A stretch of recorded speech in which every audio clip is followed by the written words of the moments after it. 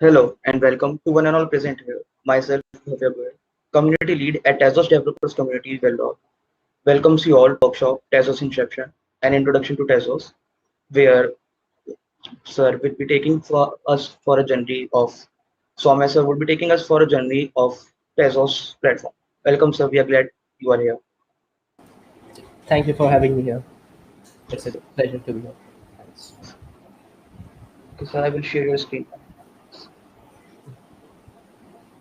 Cool. Awesome. Great. So yeah, welcome everybody. So today we'll be talking about Tezos. So I'll just briefly talk about the agenda today for this workshop itself. So we'll start off with a brief primer on blockchain, just to uh, clean up on the concepts. Then we'll move into Tezos. We'll talk about the distinguishing features of Tezos and how it is different from other blockchains. Then we'll talk about the developer tools that are available for Tezos, and finally we'll have a hands-on application development, decentralized application development on Tezos. So without further ado, let's start. So what's a blockchain, right? So if you search for the term blockchain, you will find different definitions for it. The most common phrase or term you'll find is blockchain is a decentralized distributed ledger, or sometimes you'll find a blockchain is a decentralized distributed and immutable ledger, right? So what does that mean, right? So if we try to understand each of the term, right, so let's start from the simplest, ledger, right? So ledger is basically nothing else other than a logbook, right? A record of transactions.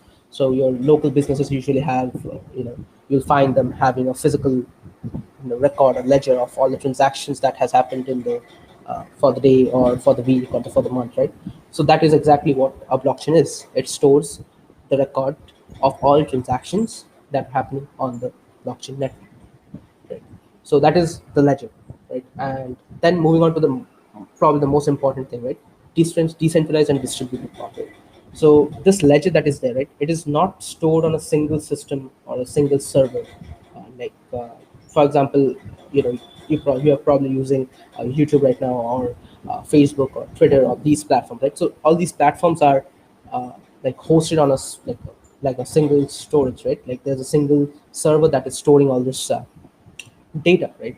So blockchain is not like that. So there is no single storage for this ledger that is there. It is distributed among all the network participants. So a blockchain is built up of multiple nodes or systems, right? You can consider your laptop or your desktop system as a node itself, right? If it is connected to the internet and it is connected to the peer network of the blockchain, then it is a node of that particular blockchain itself, right? So yeah, so blockchain is a distributed ledger which basically stores data on multiple nodes or network participants that are in part of that particular blockchain network. And finally, decentralized, right? So decentralized is the most important feature of a blockchain. So a blockchain is works on the principle of decentralized system. So it is a peer-to-peer network where there is no single authority that governs the system, right? So I was giving an example of Facebook, Twitter, and all these platforms, right? So all of them are centralized platforms. Like there is a single authority that is the platform owner itself, like Facebook or Twitter, right? So these organizations are the owners of these platforms. So they have complete authority of the system. If they want, they can take down your posts. They can ban you, they can remove you, and all this stuff, right? So that is up to their discretion. But in a decentralized blockchain system, blockchain network, there is no such single authority, right? So all the network participants that are there have equal share or equal right in the decisions that are made in the blockchain system itself. um, to get a brief understanding of like how it differs from our normal centralized systems, right? You can think of a transaction that is happening. So blockchains are usually you'll usually hear blockchain being used for transactions, right? You do digital transaction, like you send cryptocurrency from one account to another, right? So that is what blockchains are usually used for. Like now we have other use cases, but that is a base use case that blockchains were used for mostly. So if we take that example, right, and if we say that if we take a comparison with our real world scenario, right, like we have banks and we have financial institutions, right? So if I want to transfer, let's say, X amount of money to someone else in the real world, I'll go through my bank, right? I'll tell my bank that, okay, so I want to transfer X amount of money to this particular account, which can be on a different bank or a different bank account or on the same bank, right? So that doesn't matter.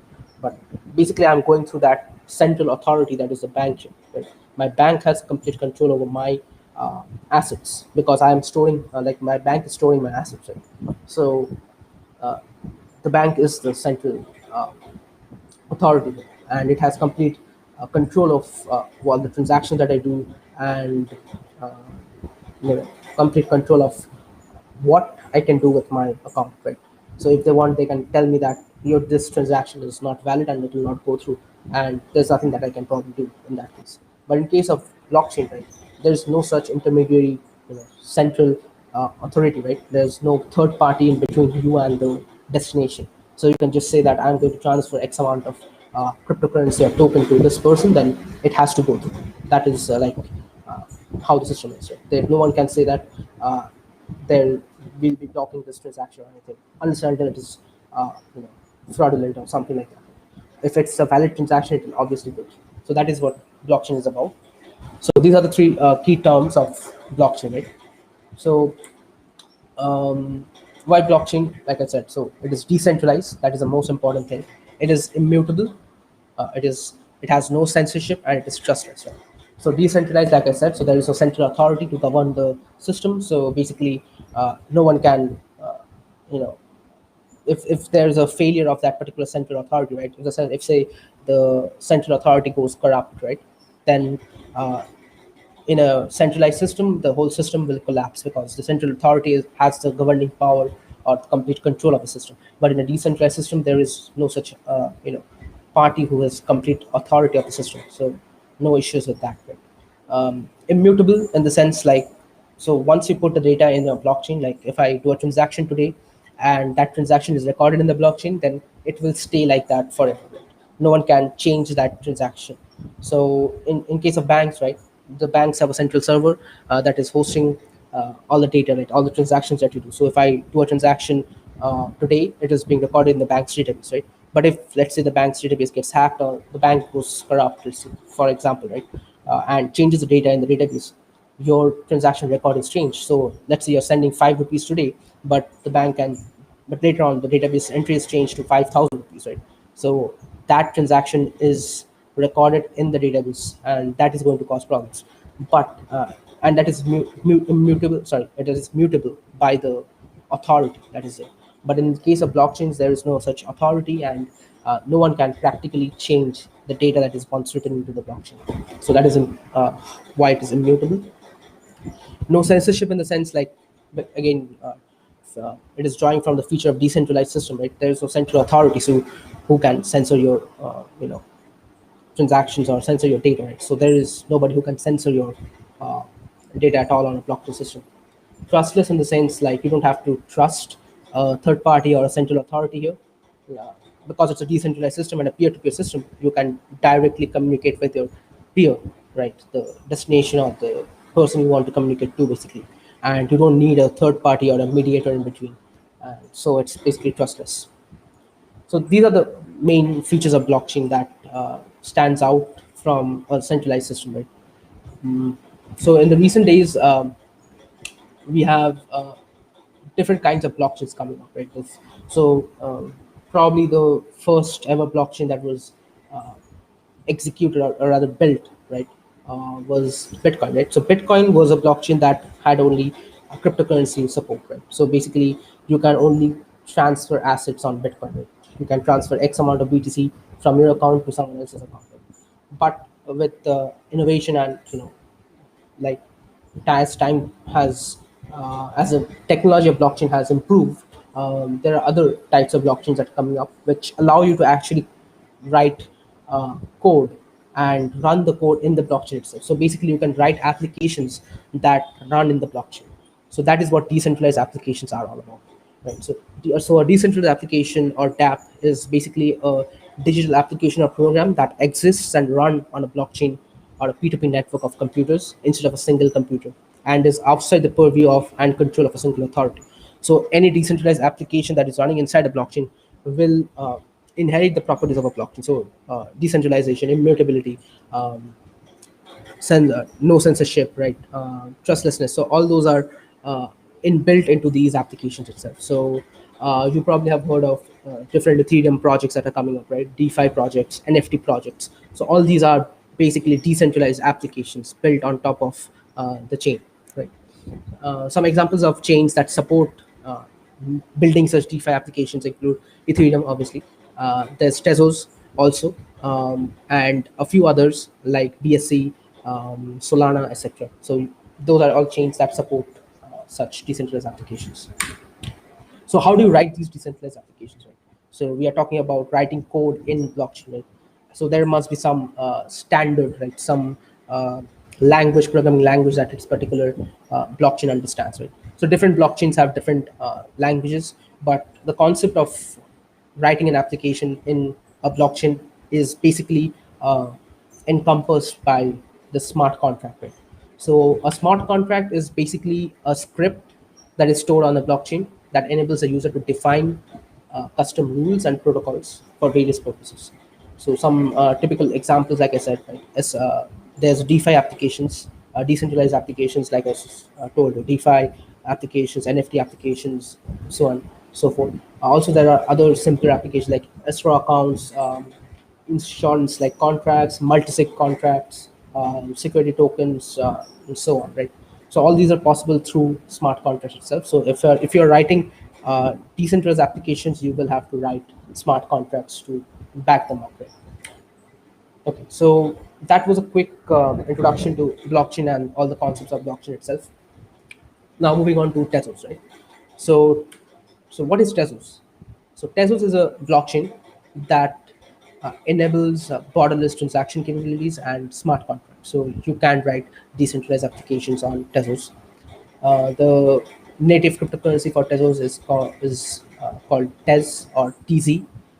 The symbol of that is XTZ. You can see it here, and it is basically a programmable money which removes the need for a middleman. That is the base for all blockchains, right? A blockchain. So Tezos has some unique features, right? So the features that make Tezos a little bit different from other similar blockchains is basically its self-amendment capabilities using on-chain governance, and it also provides a way of formally verifying the smart contracts, right? So what does these mean, right? So on-chain self-governance, right? So if I want to discuss about that, we should first talk a little bit about how blockchains upgrade, right? So for example, there has been other chains like Bitcoin, Ethereum, right? So all these chains have been going or have been evolving over the time, right? So they have been getting improvements, like enhancements and such on, so on, right? So their protocol is upgrading. Like how does that upgrade happen? So there's a process called forking. So what happens is, like when a blockchain, like a blockchain network needs to upgrade, the there happens a fork, right? There are two kinds of forks in that also. There's a soft fork and a hard fork. The soft fork is basically like the upgrade that is going to happen is backward compatible, so it is not going to break anything. Hence there is no issue in that, right? Like you can easily upgrade to something that is backward compatible. But when there are upgrades or changes that basically are not backward compatible and can cause issues, at that point of time there is a hard fork. So when a hard fork happens, is basically like you have two chains, right? So there's one chain that is still following the old protocol or the old you know uh, software of like the old network policy, right? Like our old blockchain network policy, whereas another chain which is basically running the new upgraded protocol. Right? So we have seen such hard forks before, and usually hard forks, like the other chain does not like is mostly left over, like no one uses it anymore. But sometimes the other chain that is there, right, the apart from the main chain, the other chain that happens is also used. So in cases like Bitcoin, right, we had Bitcoin Cash, right? So this was a hard fork, and we had Bitcoin Cash and then Bitcoin. In case of Ethereum, also we have Ethereum and Ethereum Classic, right? So these are instances where hard forks have happened. But in case of Tezos, right? Okay, so hard forks are a problem actually. So why is hard fork a problem? Basically, like how do you choose, right, which chain to use now? Because now you have two chains that are basically existing at the same time, right? And the data that is there before the point of the hard fork exists on both the chains. So let's say you have X amount of tokens on the first chain, like the original chain, and after the hard fork you'll have X amount of tokens on both the chains, right? So which chain to use, right? Like users will have a hard time choosing which chain to use. And at the same time, the projects that are on the network, right? Like let's say you have a decentralized application like automated market maker or something like that, right? That is running on the chain, and after the hard fork, that application also has to support two different chains, right? Or it can only choose one, but then some of the users who are on the other chain will not be able to use that application anymore, right? So there are different problems that might arise due to a hard fork. So Tezos tries to solve this problem using something called on-chain governance. Basically what happens is, if Tezos wants to upgrade, right, the protocol of the Tezos protocol wants to upgrade, what it will do is basically it will have a voting period. This is an on-chain voting period, basically where all the network participants or token holders vote on the proposal for the upgrade. And once the proposal is accepted, has a like a quorum, basically it is then accepted into the mainnet, right? So the protocol goes through this process of voting, and then there are some trial phases where testing is done. Like we have the testnet for that particular protocol coming up, and then that testnet is being properly tested, basically, and finally we have the merger. Basically, the main protocol will upgrade to the new one. So that is how Tezos completely upgrades the same protocol that it's running, right? So let's say if it's currently running protocol 10, let's say like version 10, and it wants to upgrade to version 11, right? Let's say, for example, right? So that will happen seamlessly after the voting phase. Like it'll all the nodes that are running on the chain will upgrade to version 11 and so on, right? So there is no need for a hard fork, and the problems that arise due to hard fork are also solved due to this on-chain governance process and self-amendment capabilities, right? So that was about the on-chain governance. Secondly, we have formally verified smart contracts. So that means like let's say you're writing a smart contract, right? And once you write the smart contract, so on Tezos, we have different smart contract, like high level languages, but the low level language that the chain understands is called Michelson. So Michelson is a functional language which is formally verifiable, basically. So that means that you can mathematically prove that this particular code that you have written will perform the task that it's intended to do, and not do something else, right? So that is what formal verification means. But that doesn't mean that small logical errors and stuff like that will not creep in. But you have to look after those. But overall, it is much safer to uh, use this smart contract language than others. So that was a little bit about formal verification. Okay. Also, there's one more feature of Tezos called liquid proof of stake. So before I go into proof of stake, let's discuss a little bit about consensus algorithms, right? So because a blockchain is a completely decentralized system, right? Like there's a peer-to-peer network where each node has the capability to decide, right? Capability to decide what is right and wrong, right? So the whole network needs to come to a decision, like a consensus has to happen in the network so that it can do something, right? So for example, like I am sending a transaction today, right, in the blockchain, and all the network participants are going to decide whether my transaction is a valid transaction or not. So it is being decided by each of the nodes, but finally the whole network needs to come to a conclusion that okay, so this transaction is valid and we'll add it to the network, or this transaction is not valid and we'll discard it. So that happens through a mechanism called consensus, and there are different consensus algorithms that different blockchains use. So you can probably create your own consensus algorithm if you want, but the most popular ones are proof of work and proof of stake. So chains like Bitcoin and Ethereum 1.0 use proof of work consensus algorithm, where basically the nodes that are basically accepting or validating the transactions have to do some kind of cryptographic computation and prove the validity of that particular transaction. So this is a very gist of it, but there's a lot more behind the scenes. Whereas in proof of stake, there is no need for this cryptographic computation, which is usually very difficult and resource consuming. So you need a very powerful system to actually do that computation. So proof of stake does not need this, and networks that support proof of stake is obviously Tezos and Ethereum Ethereum 2.0 and other chains that are coming up right now are usually on proof of stake. So yeah, so proof of stake is basically like you the validator, right? So here there's something called a validator. So there's a validator node that has staked some amount of cryptocurrency, right? So for example, in this case of Tezos, right? So there's a validator called which is also called a baker in this case. So a baker or a validator is going to stake some amount of XTZ or Tez, which is the insurance that the validator is going to act properly, like is not going to be malicious, right? So when the validator is going to validate the transactions that are coming, right, it is going to stake that amount, and once the transaction is validated and is added to the chain and others are also agreeing to it, they will basically get a reward for that particular action of validation. But in case like if they fail to, or rather if they act maliciously and include a wrong transaction to the chain, the other validators that are there will object to it, and the stake that they have, the amount of XTC that they had staked will be slashed or basically deducted from them. So that is how proof of stake usually works, right?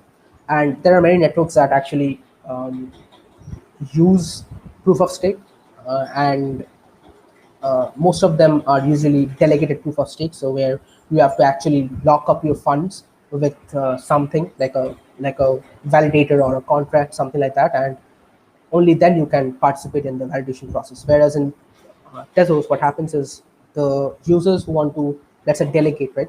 So let's say I want to delegate my XTZ to some validator. I'm not a validator myself, but I have XTZ or Tez basically, and I want to utilize that, right? I want to earn interest on that, right? So what I'll do is basically I'll delegate my asset to some validator who is able to do the validation or set up a node and run the node, right?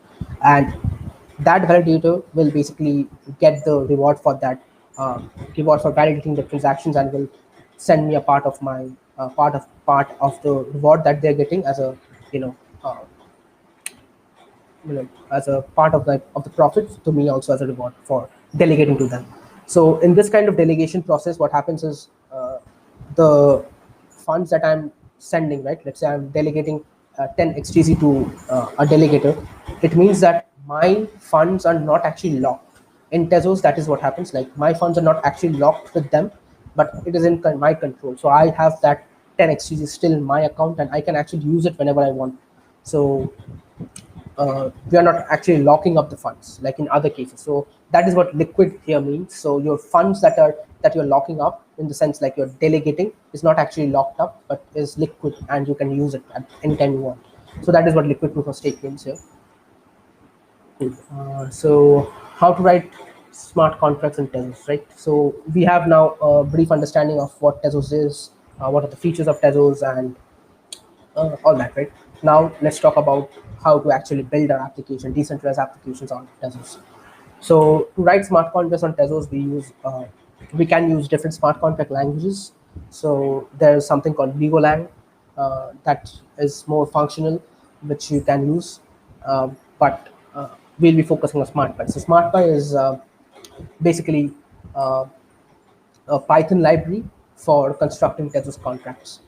It comes with a compiler that generates the Michelson code. So Michelson, like I said previously, right? Michelson is a actual smart contract language that the chain understands, right? So anything that you write will have to be converted to Michelson before it can actually be deployed to the chain.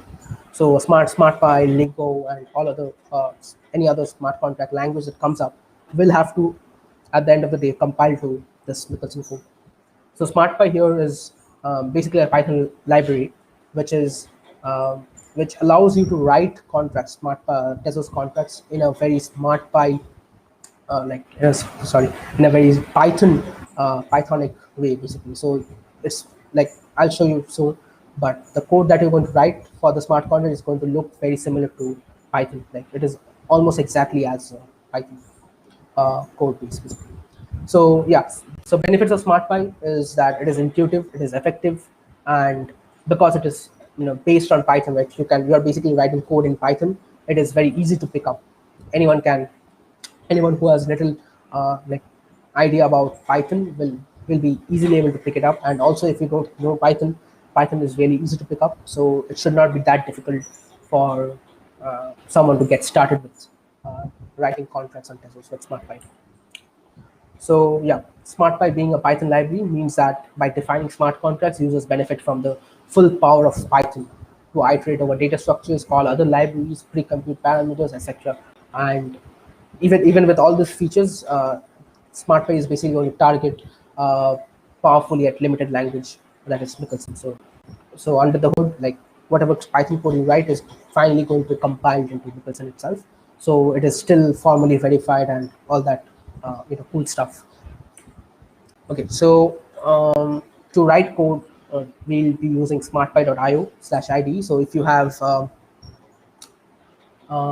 have been using Ethereum, right? So if you have written code in Ethereum, you probably know that there is something like Remix, which is an editor, in-browser editor for writing Solidity code, right? You can write the code, you can test the code, you can deploy it from there directly. So something smartpy.id, io.id is also something like that. It is like an in-browser editor for SmartPy. You can write your code, test your code, and also deploy it, and also make contact calls from there itself if you want. So that is like a complete package that will help you with your smart contract development. Secondly, Cryptoverse Worlds. So these are resources that I'm talking about right now. So these resources will help you with getting started with SmartPy, Tezos, and the overall decentralized application development on Tezos itself. So Cryptoverse Worlds is basically a interactive, gamified version of learning Tezos and Tezos smart contract languages like SmartPy. So you'll interact with the game and you'll learn how to write SmartPy code and learn the basics of Tezos and so on. So you can take a look at that if you want to have fun and also learn at the same time. Talking about tools now, so we have at the top the coding ID, which is SmartPy. Then we have wallet extension. So basically, if you want to interact with any blockchain, you'll have to have a wallet.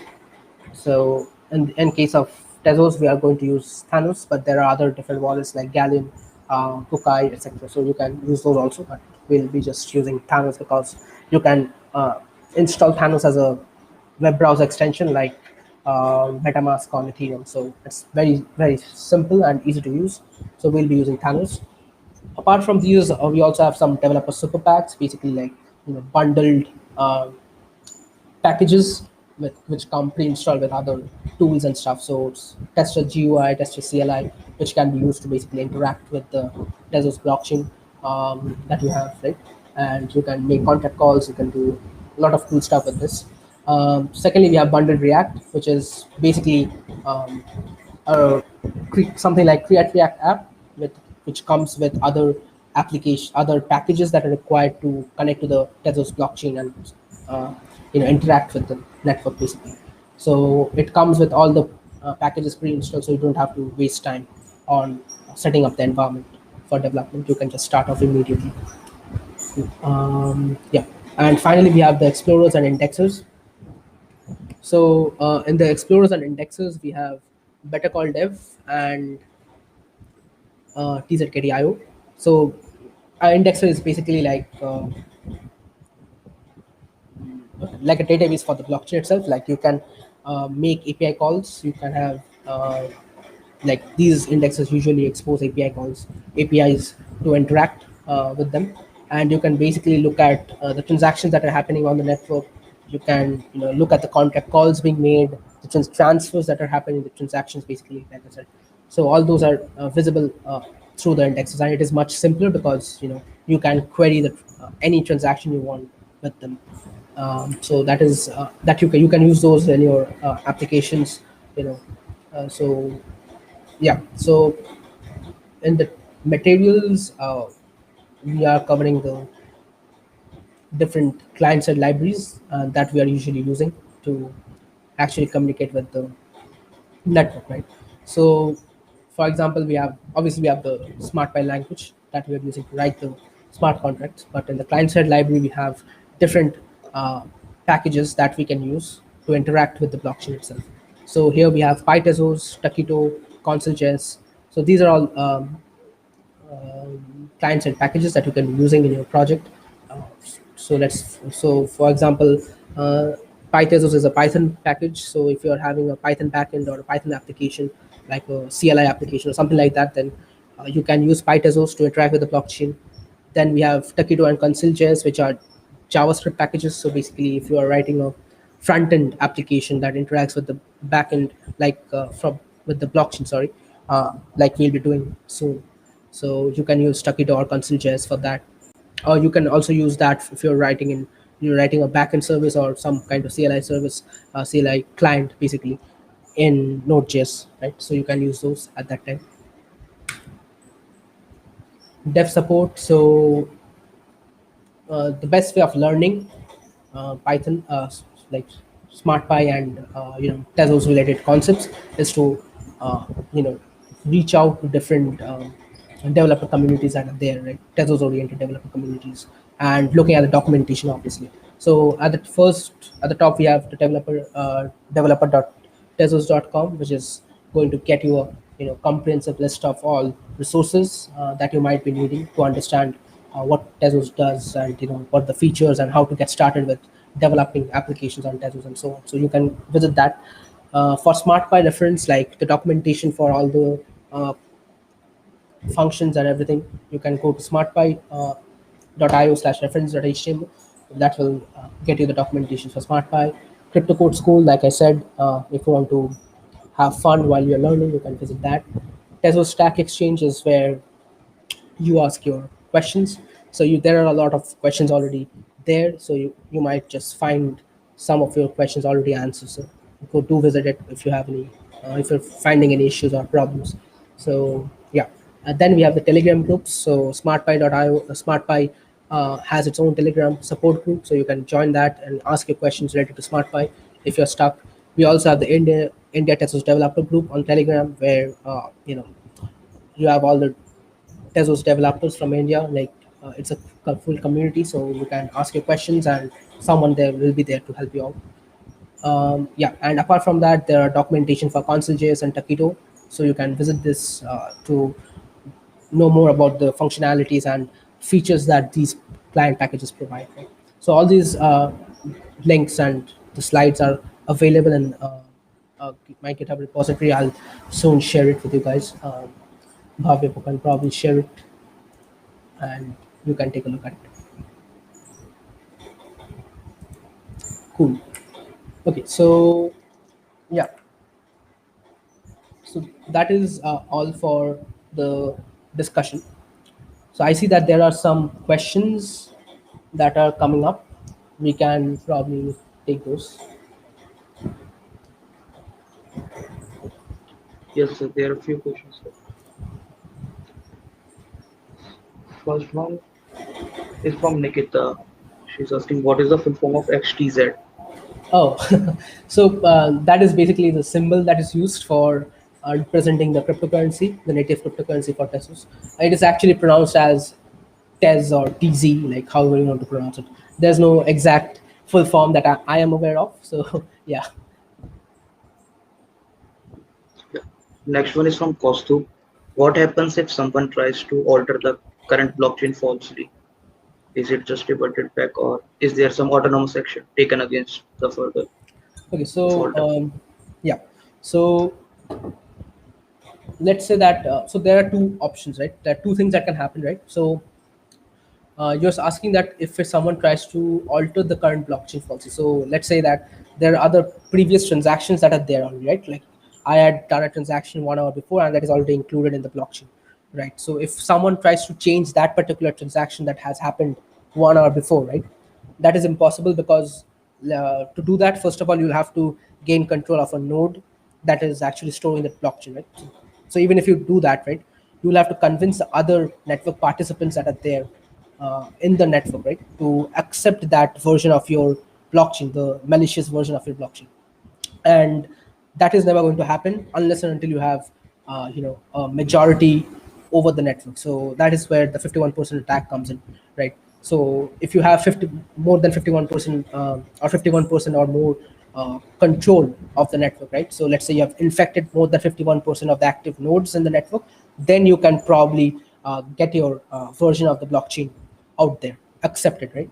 But if you don't have that much control, which is usually the case, like you can't usually have control of 50%, more than 50% of the network, because the network is usually huge, and it is pretty difficult to do that. And if you can't do that, then there's no way of actually altering the existing blockchain.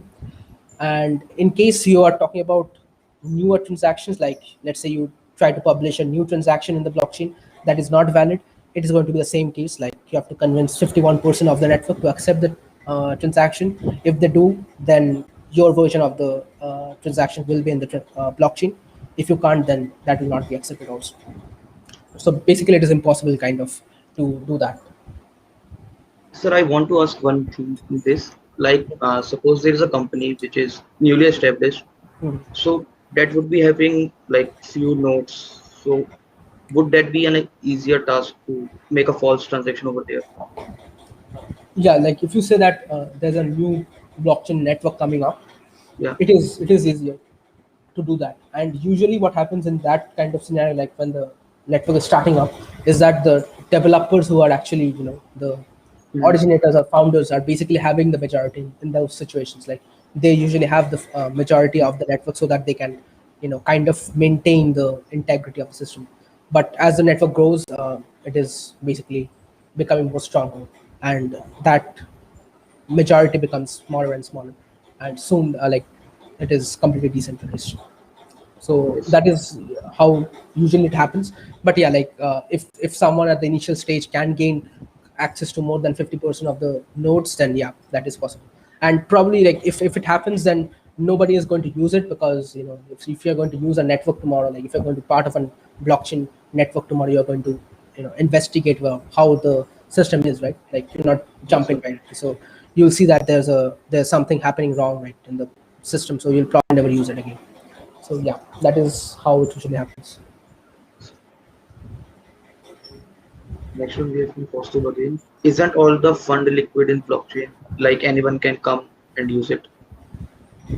Um, so like so the funds like are allocated to a account, right? Like to some address, right? So there are different ways of doing it. Some chains are UTXO based. Like there are no concept of accounts in that, like Bitcoin, Bitcoin Cash, Digibyte, etc. So these are UTXO based chains. There are no concept of accounts, but there's something called receipts, which are basically like linked to a particular address. Like you have X amount of receipts for a person, and the total amount that all those receipts form, right? Like one receipt can be 1 BTC, second receipt can be 5 BTC. So overall we have 6 BTC as an account balance. Whereas on other chains like Ethereum and Tezos, you probably have account based kind of system, right, where you have a address that has some specified amount associated with it, right? And by liquid, if you mean like if any can anybody come and access my funds, is no, because so the account access, like the access to the account is uh, basically protected by a private key pair. So you have so the account is basically a public key and a private key, right? Your private Yes. key creates the public key, and the public key is kind of hashed into by a particular algorithm. For different networks it's different, but it's basically hashed into the address that is on the blockchain, right? So anyone with that private key will have access to the funds that are in that account. If they don't, which is usually the case, so they won't be able to access that fund. So nobody apart from the owner of that account will have access, basically. The next one is from scrutinize. How is Baker different than miner? Okay. So miners are usually part of the proof of work type of systems. So in proof of work, you have to do the cryptographical, puzzle, right? You have to solve that cryptographic puzzle and do that computation, right? So that is why it's called mining, right? You are doing hard work. Your system is doing hard work on that, right? Your system is spending resources to find that solution to the puzzle, right? So that is why it's called mining. And like I said, so mining is a process of solving that cryptographic puzzle that particular chain has set, right? Whereas in case of baking, right, or staking, proof of stake kind of systems, you don't have to do that process of solving cryptographic puzzles. You don't have to waste so much resource. So in this system, what happens is you put out, or you lock up some part of your asset. It's a pretty substantial amount of asset, I must say. So you lock it up, and by locking it up, you're getting the privilege of, or rather the authority to validate transactions, right? So Yes. nobody apart from, like, nobody just can come in and say that I am a validator today or a baker today. They have to put out that, lock up the funds first, and then only they can become a baker.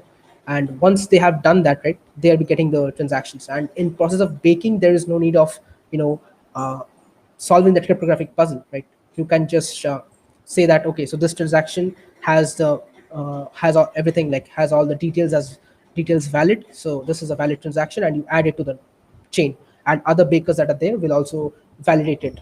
So there are, I think, 32 uh, validations required for a transaction or a block, basically. So once that happens, it is added to the chain, and like it's there, like it's permanent. So yeah, like that is the main difference between a baker and a miner. In case of a baker, you don't have to do that hard work or cryptographic computation. You just have to stake some amount, and that is going to be the security deposit, basically, for your actions that you're going to do. And in case of mining, you don't have to do that security deposit. You just have to somehow find the cryptographic puzzle that is there. Sir, I have two questions over here. Suppose I am a baker and I made a false claim regarding a transaction. So would I be fined from my stake? Yes, you will be, because at the time when you are saying that this is a valid transaction, even though it's not a valid transaction, let's say, other bakers that are there, other people who are there, they will notice this thing, right? Because Yes, sir. uh, it is a decentralized system. Everybody has to agree to that particular transaction, right? So when once it is caught, like you're doing some malicious activity, or funds that you have staked, right, will be slashed. So yeah, like you can either lose part of it, or the complete amount that you have deposited can also be lost. And if I put a huge amount on stake, so would that increase my chances that I can make a false claim? Like No, if there is a the process of claiming does not depend on the amount that you're doing. If you, let's say, in some chains, what happens, like if you are putting a lot of stake, the chances of you becoming a validator, right? Like there are multiple validators or bakers, or all these nodes that have staked up their funds to become a validator, right? So yes, sir. the blockchain will give each and every node a chance to become a validator and validate a transaction. It's not like you know everybody gets a reward for every block that is being mined, or every block that is being validated, right? So there's only a particular baker or validator that is being awarded for a particular block. So the chain decides which validator will be the next one to validate the next block. So if you have staked more, the chances of you being chosen, like you being selected as the next validator, might increase. But the like there's no relation with you staking more and you being able to you know validate a wrong block or a malicious transaction. That is Yes. not possible. The next one is from Tanmay. How are these applications interconnected with Tezos like Thanos, SmartPy? Does Tezos has an API key to connect Uh, those applications? so what happens is like, so these nodes, right, that I'm talking about, so everybody as who are part of this network, they actually expose a remote RPC endpoint, right? So this RPC endpoint is basically the API that you're talking about, right? So if you want to send a transaction, you use that RPC API from a particular node that has exposed the RPC endpoints, right? And you use that to send a transaction, and that transaction is then included in the mempool and then validated and then included in the blockchain, right? So this RPC API is how you interact with the chain itself. So this is same for all blockchains. Like all blockchains will have some kind of RPC APIs being exposed by these nodes, right? And you interact with the blockchain through these RPC APIs. So does every node exposes an RPC Not API or necessarily. It's not necessary to expose an RPC API. Like it depends on the node. The person who's operating the node itself. So let's say you are just a baker, right? You don't have to expose a RPC API if you don't want to, right? You can just sit there and bake. Whereas if someone is hosting a particular node that is helping out developers, right? Like you'll see like some of the RPC APIs that are available in Tezos ecosystem, right? So Tezos Giganode, SmartPy RPC APIs, Cryptonomic RPC APIs. So all these organizations are basically exposing their RPC so that others can use them and work on them. Some of them have paid plans and so on, so that you can get premium access, and rate limits and those things are not applied on those things. So that is how this happens. But it's not necessary for every node to expose the RPC endpoints. sir, what if we tap between the connection of the RPC API and the node? Like So can a that false is transaction be sent like that? no. So the transaction has no relation with the communication between this user and the RPC node, right? So it might happen, like it is possible, like that is completely different. That is from cybersecurity perspective. Like someone can intercept your transactions, probably someone can do a man in the middle attack if the RPC node is not secure, right? If it's like HTTP and not HTTPS, right? Yes, So sir. it might happen. Like someone is listening on the channel and they are intercepting your requests and changing them.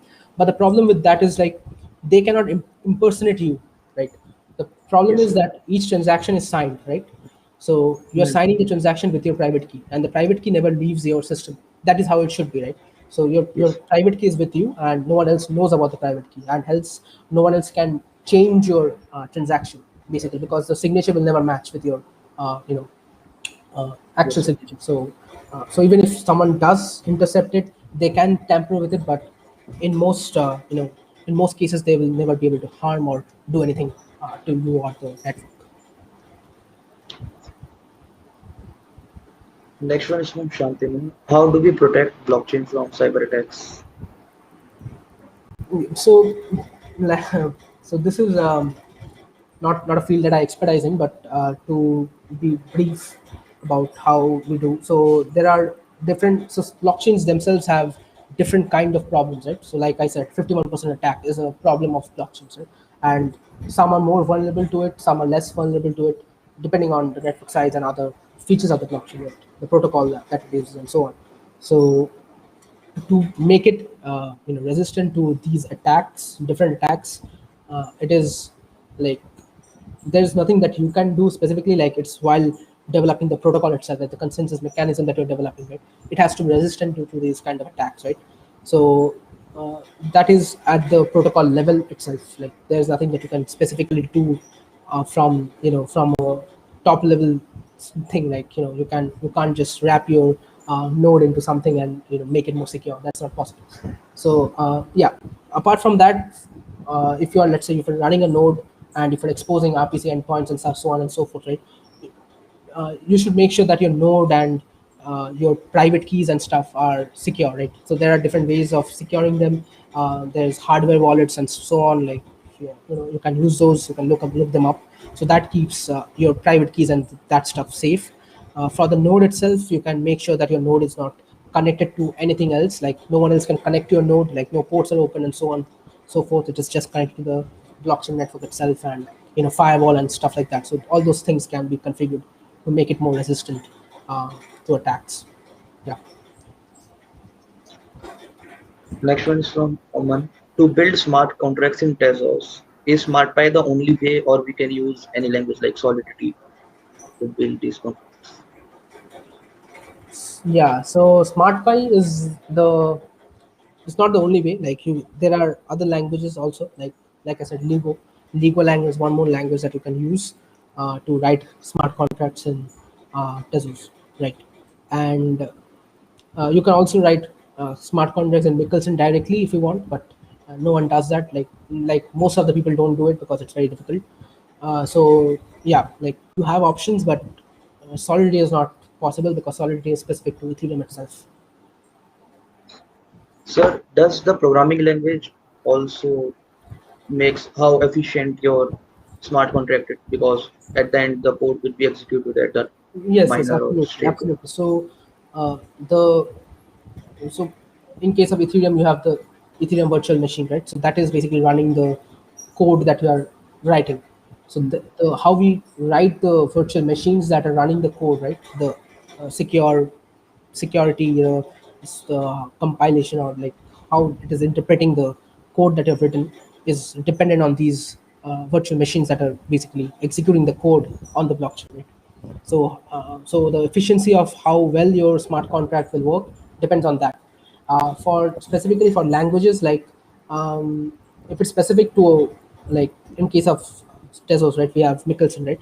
So it is Yes. a functional language that is formally verified and so on, right? So because it has formal verification, you can make sure that your code is doing what it's expected to do and not something else. So that is possible, and you can also make improvements to like the execution environment on the system itself, that is going to run the code itself to make it more efficient. But overall, yeah, like it can depend like how well your smart contracts run on a blockchain system.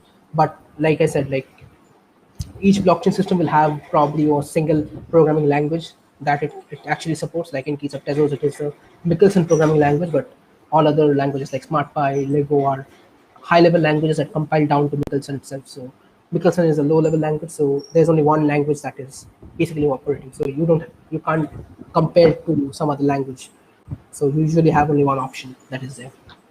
So sir, when we create a smart contract, so from a node, does the compiled code is sent to the baker, or the exact code baker's compiles it?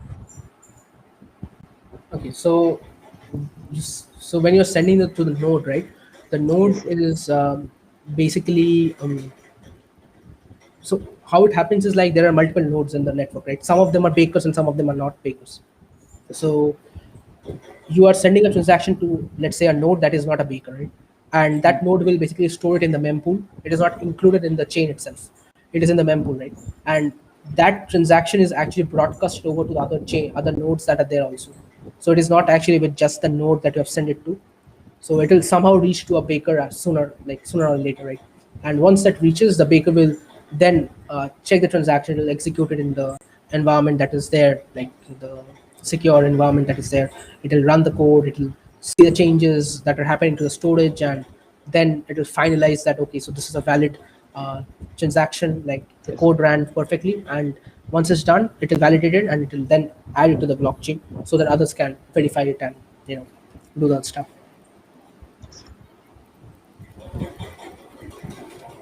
Next one is from Tanvir. So can you tell? Sir, can you tell about client-side libraries which were mentioned? What are they? Also, which one do you prefer in them? PyTezos, Taquito, or Concile.js? And why? Okay, so the client libraries that I was talking about, right? So currently we have mainly these three libraries, right? PyTezos, Taquito, and Console.js. So it depends, like uh, so all of them do the same thing, like almost the same thing. They are basically providing you application interface like APIs, or basically like functions or methods that you can use to interact with the blockchain more easily, right? So some packages have a little bit more abstraction for the user, so you don't have to do like think about think too much about interacting with RPC API and so on, you can just use abstracted version of the things, right? And it's much more simple. But overall, both all of them do the same thing, and it depends on how much control you want. So, for example, if you want more control on how you are doing the transaction, then you probably want the package that has less abstraction for you. Whereas if you're just starting off, if you just want to build an application, just interact, do simple transactions and stuff, then you probably want the one package that has more abstraction for you. Then it also depends on which language you're supporting. So PyTezos is for Python, right? So if you're writing a Python client, you'll obviously use PyTezos. If you're doing something in JavaScript like Node.js or frontend, you'll use Tuckit or Console.js. I do not have any specific preference to them. Like I said, it depends on the situation. But I usually use mostly because doing on front end or back end also mostly Node.js. So I use Tuckit or Console.js usually in my case. Next one from Yash. What condition should a transaction meet to become a valid transaction? Okay, so I don't exactly remember all the conditions. So there is a long list of conditions that you have to meet. But the most common ones are let's say I can give an example.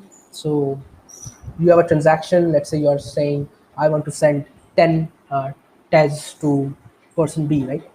But you don't have 10 Tez in your account right now. You don't have that balance. So that transaction is not valid in itself. So that is one important thing, right? The transaction that you're going to do should be feasible, according to the history that is there in the blockchain itself. So let's say another thing that can happen, you want to call a contract, right? Smart contract that is in the blockchain, but you're calling a smart contract, but that does not exist in the blockchain itself, right? It might happen that it was not never deployed, or it is on a different version or something like that, right? So in that case, also your transaction is not valid because there is no existing account that or address contract address where you can make the call to. So these are some basic things that needs to be taken care of. But apart from that, there's a long list of other um, you know requirements for a transaction to be valid, and all of that are basically checked while the baker is validating the transaction. Yes.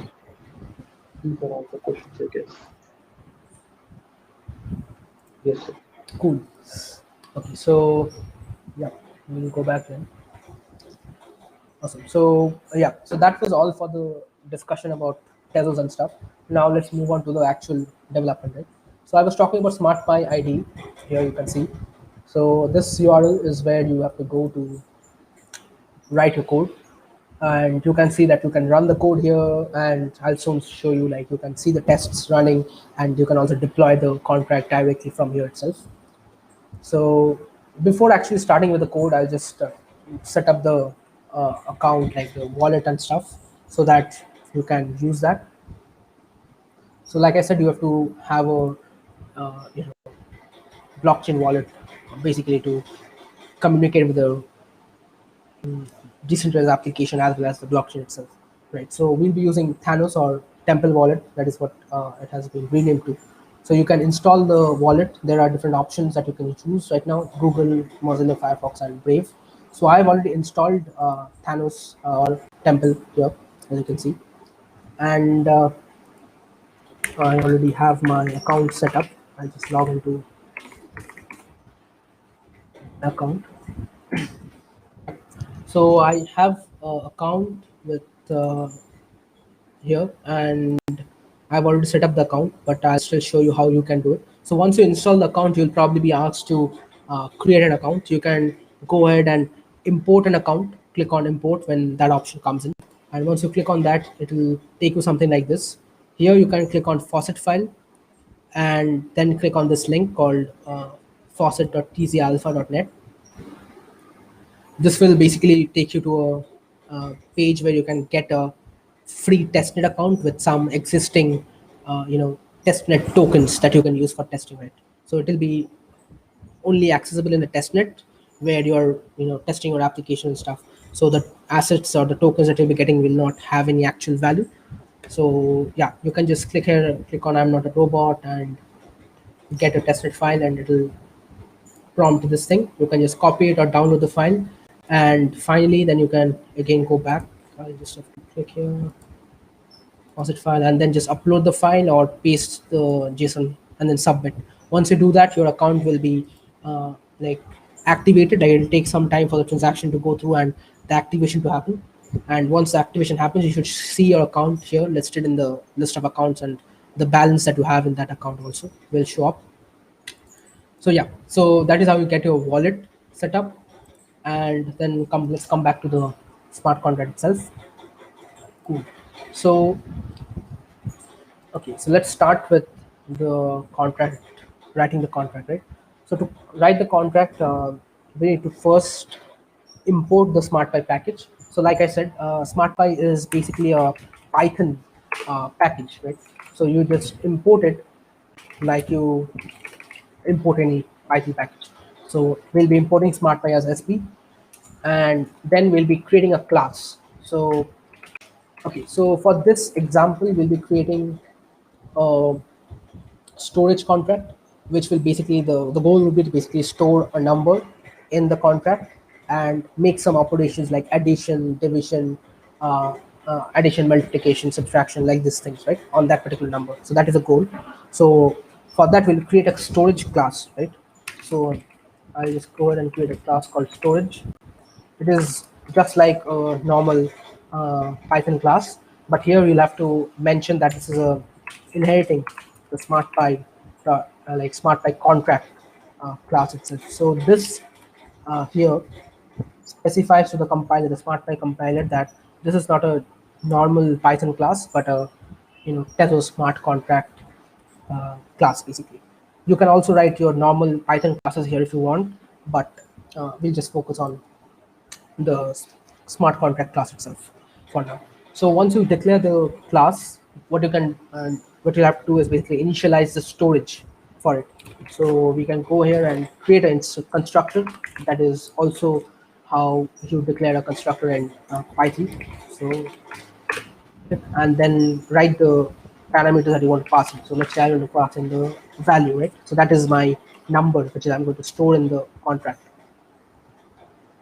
So after that, you'll have to, like I said, initialize the storage. To initialize the storage, SmartPy provides a function called init. So this will basically initialize the storage with a default value. So I can say that stored value equal to value. Rather, let's go for sp dot to int value. So what I'm doing here is basically I'm storing the value that I'm getting from the constructor into my contract storage as a variable called stored value, and I'm just making sure that the contract knows that it's an integer value and not something else. So I'm converting it to integer using the sp.toInt. So you can get a list of all the functions or helper functions or utility functions that you want from here. Oh, sorry. Let me go back. Here is the documentation. Yeah, so in the reference, if you go to reference manual, that will open up the full documentation for SmartPy, and you can take a look at all the data types, the functions that are there, and everything. And according to your requirements, you can use them. So coming back to the ID, so yeah, so we have initialized the storage for the contract, and now we'll write the actual utility functions, which will be called by our application from the front end, from the user side, right? So in SmartPy or Tezos, we call them entry points. So we'll be writing an entry point, which is basically be a function that is exposed by the contract for external callers, like external callees to call and update the data in the storage basically. So in our case, we'll have to add a decorator to the function here. So we'll be writing a simple function, but we'll add a decorator to make sure that the compiler knows that this is a entry point and not a normal method in the class. So we call this update.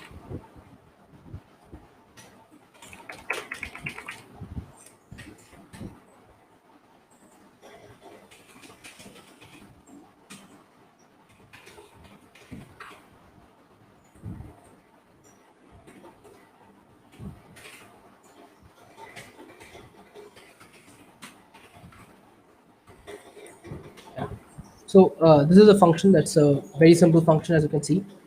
So this is the entry point called update, which takes a params dictionary here. So we are passing the variables as dictionaries in this case, but you can also like directly pass a value if you want, like ABC or something like that. You can also do that using commas, separated list of variables. But this is more of the format that SmartPy likes, basically. So if you compile the other version, like if you write in values here, likely like A, B, C, something like that, separately, if you did that, then SmartPy would automatically convert it when it compiles, right, to the params format and then use it. So it's better to write like this.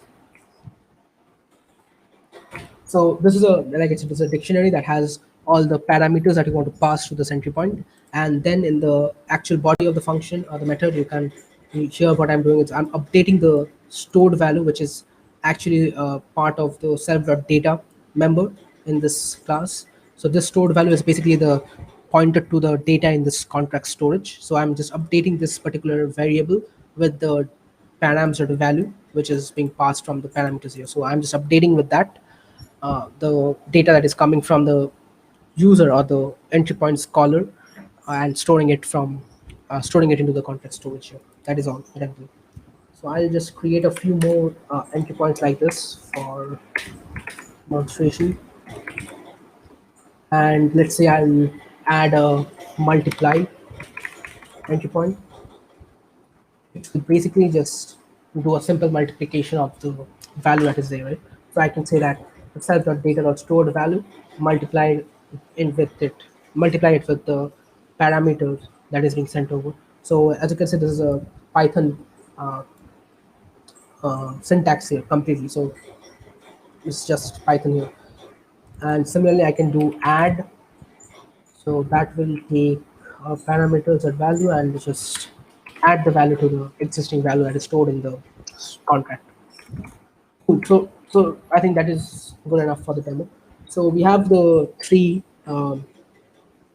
entry points basically, and the initialize the constructor that is going to initialize our contract storage. Right? So we can now go ahead and test it. But if I click on run the code, it will actually not work. So it has actually happened, but yeah, yeah. So we get this error here. So it will not work because we have not written a test. So SmartPy will not uh, allow you to run the code or test it without actually writing test cases for it, right? So I have already created a test set of tests for this particular contract. I'll just paste it in here. So in this case, what I'm doing is, right, I'm creating this, like again, I'm adding this decorator, which is going to tell the compiler that this is the test that has to run, and I'm putting a name as storage example and just writing a function, right? In the function, I'm just going to do simple, Python testing kind of thing, right? Like you're not actually testing blockchain code here. You're just writing Python syntax and just testing that here. So you can see that I'm creating an instance of the storage class here with value 12. That is the initial storage value that is going to be present in the stored value here. So I'm creating that instance and I'm storing that instance in a C1 variable, right? And then I'm creating a scenario uh, which is also specific to SmartPy here. So SmartPy uses a scenario to record the transactions that you're trying to do, which are basically like Python function calls or method calls. But this scenario will basically record the transactions and turn them into blockchain transactions, like simulate as if simulate the function calls as blockchain transactions. So that is what scenario does here. So scenario will record the contract. Then I'm going to make a call to update function, which is going to again be recorded in the scenario. So I'm updating the value to 15 now. So my stored value is updated to 15 after this. Then I can, then So I'm just, sorry to interrupt. There is a doubt in the chat that someone is not able to access the faucet file. someone is not able to access the faucet file. Mm, okay, so I'm not sure which step you are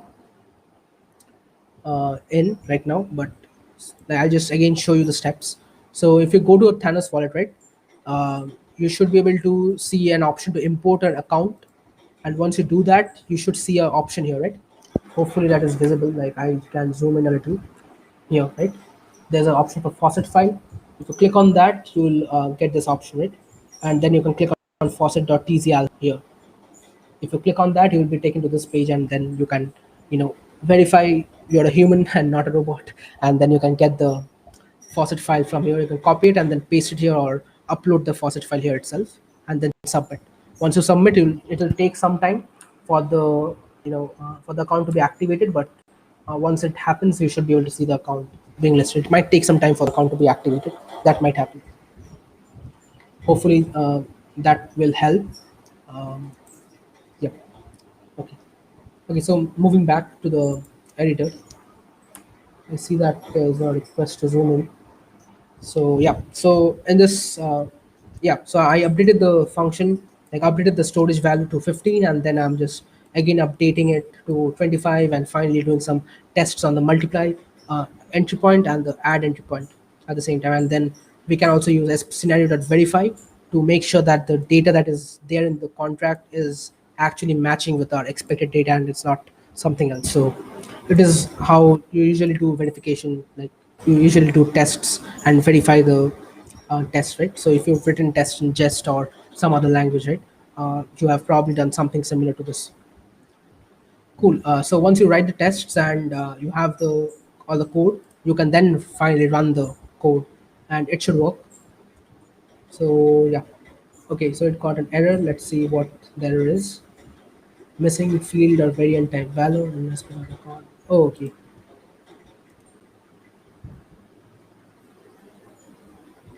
Oh, I see.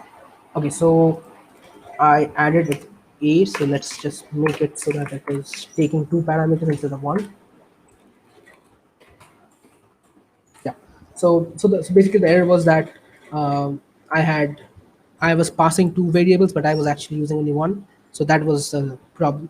But I've updated, so it should be taking the two parameters instead of one. So that is the benefit of testing, right? If you had directly uploaded the code, like deployed the contract without testing it, you would have not seen the error, right? And you would have only passed single parameter instead of two. So if I run the tests again, it should work. Yeah. And I can see the tests by looking at output. So if I go to output only, right, from the gear box here, gear settings, and then output only, and I can see the output of the tests that are happening, right? So at the first itself, we have the contract that we had written. So this is the SmartPy contract. You can see the code here. You can see the entry points and everything, and also you can have the option of deploying the contract here also. So yeah, so we initialized this contract with the value 12 at the very beginning, so it's now having 12 as the storage value. Then we are making an update call, and we are seeing that we are sending a value of 12 as a parameter for that call. And after the call has been successfully done, the stored value is updated to 15. Similarly, when we do the update call again, we see that the value is updated. And yeah, and then it just keeps on happening. Like we multiply 2 with the existing value 25, and we get 50, and so on, right? So yeah, so the tests are here now. And to actually run it, like this test is not happening on the blockchain itself, it is just simulating a blockchain to test your code.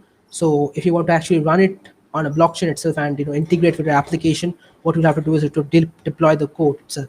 So you can write your own deployment scripts if you want, but I'll just use the integrated smart pipe option to deploy the contract code. So I'll click on deploy Mickelson code contract, and that will take me to this page where I'll have to choose a network where I'm going to deploy it. So I can choose the different networks that are there. So I'll be using FlorenceNet, but there are other options that you can use.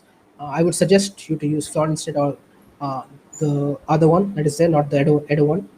And obviously, if you want to deploy to the mainnet, you can use the mainnet, but you should be testing your code on the testnet first. So I'll just use FlorenceNet for now, and I'll connect my Thanos or Temple wallet. I'll connect this account.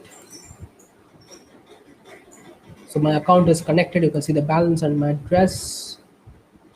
Does it need to reveal the account? Okay, so you might have to reveal the account also if you are just if you have just created the account. So you can click on the reveal option to account to reveal the account, and that will reveal your account. So once the account reveals, it might take some time. Let me see if I have another account.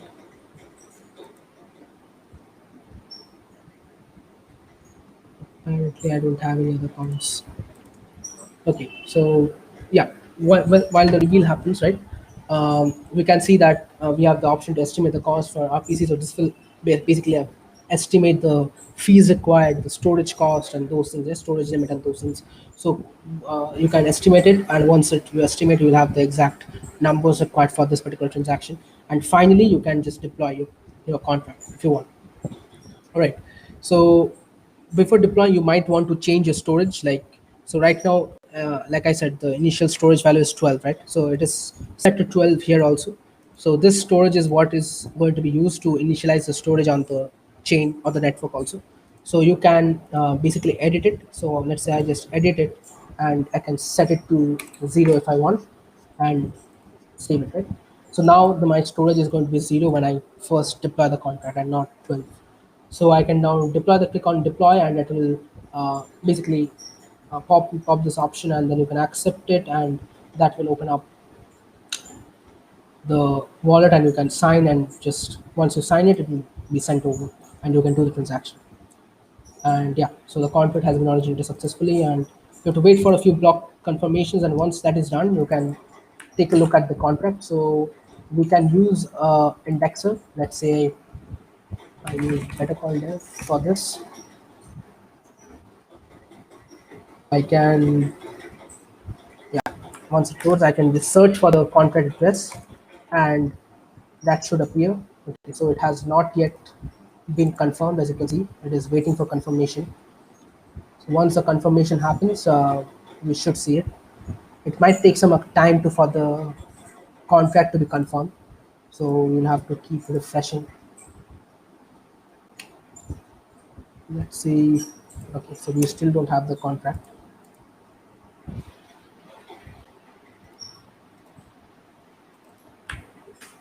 So I do have a contract that I deployed just before the workshop. So I'll just use that. So this is the other contract that I deployed previously. So if I click on this one, it will take me to the contract, and you can see the contract details and operations that have happened. So yeah, so we can see that this was originated on 7th May, and the storage of the contract, which is set to 0. It's the same. Basically, it's the same contract that I deployed, and you can interact with the contract directly from here also. So you can add, you can send the numbers, you can multiply, click on multiply, and do the multiplication and update those things. I think it has. Let me just check if the previous contract has been deployed. Okay, I think there's some issue with the deployment, so it's not actually being showing up here. Cool. So I'll just use the older contract that I've deployed. So once you have the contract deployed, right, your goal would be next to write the front end application that is going to interact with the contract. So we are basically going to create a very simple application here. You can see that it is a sort of example. So this is the application that is there. I have hosted it here, so you can use this link if you want to try it out yourself. So here I can just, let's say, set it as 10 and click on update. That will pop up the wallet, and once the wallet pops up, I can confirm the transaction, and it will basically go through.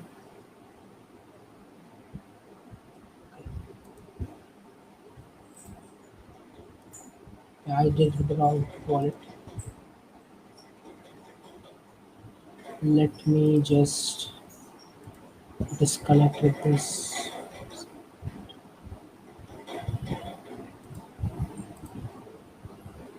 Cool. So if I do it again, let's say 10.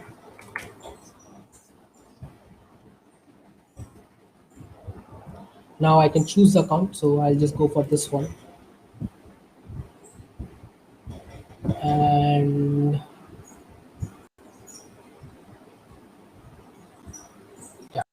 can sign the transaction and confirm it. So that will send the transaction to the blockchain, and once the transaction is confirmed, applying error branch refused already used for contract. Yeah, I think there's some issue with the account that I'm using right now. So let me try to use a different one. Hold on a second. Cool, I'll just use a different account maybe.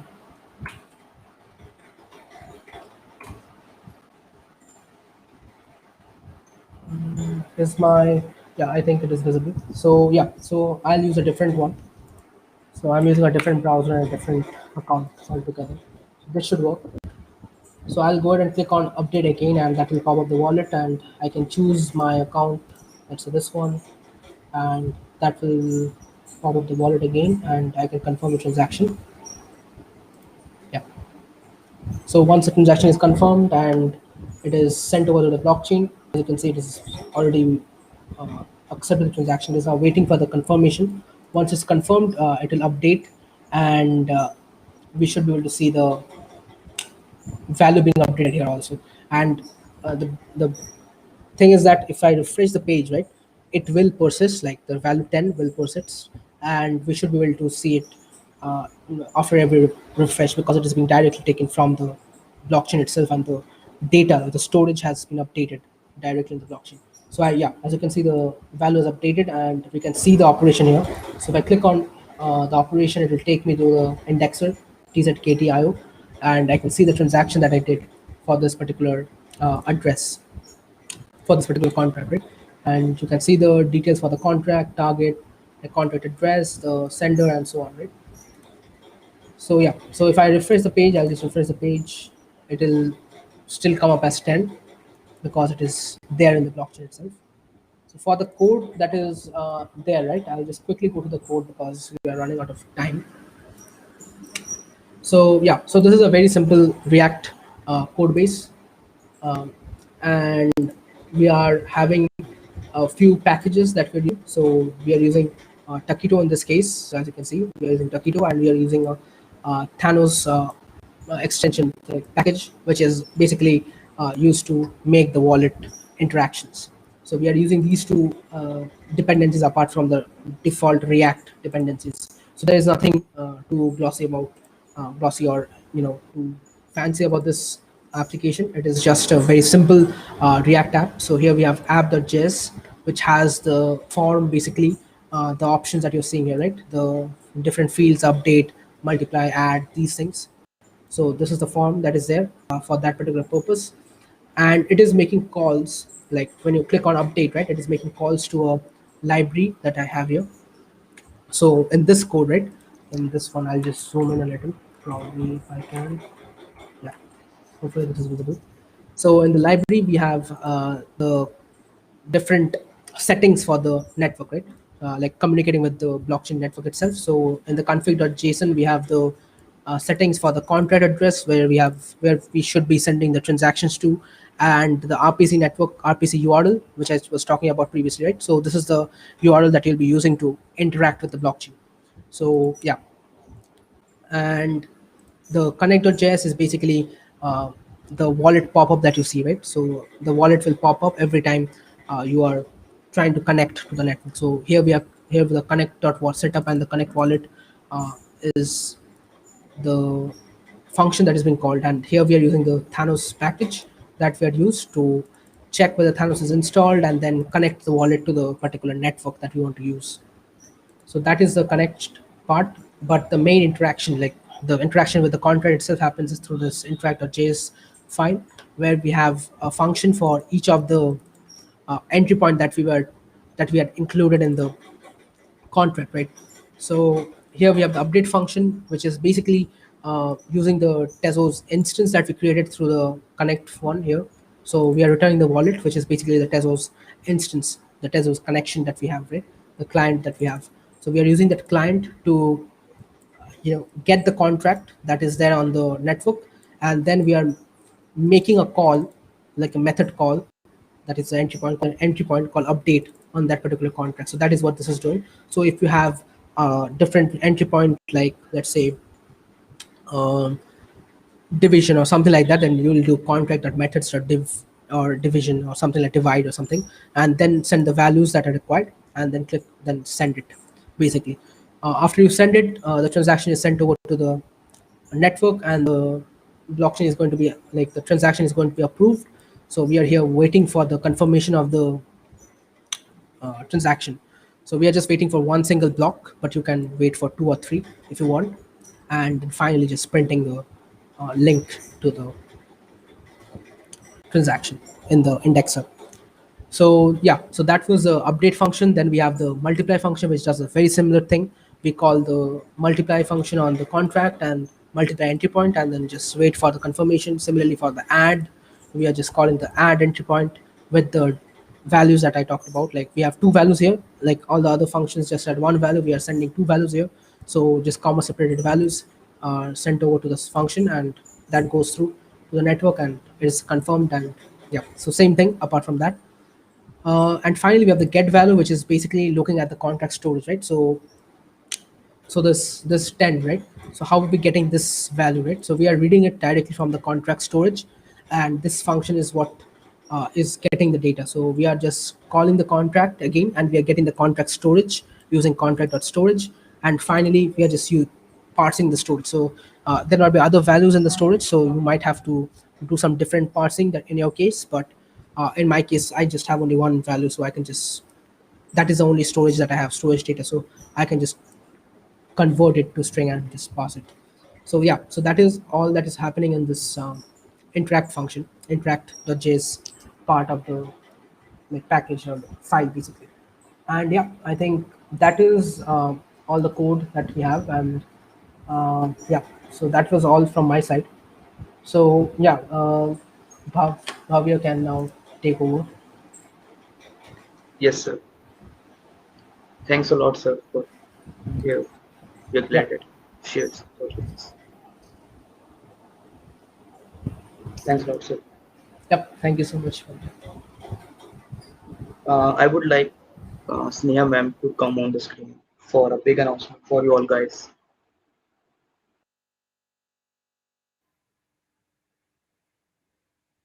Hello.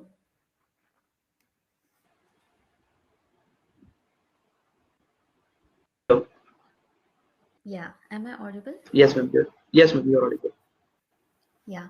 Hi, everyone. I think you got all the information that you need to get started with Tezos and about the blockchain.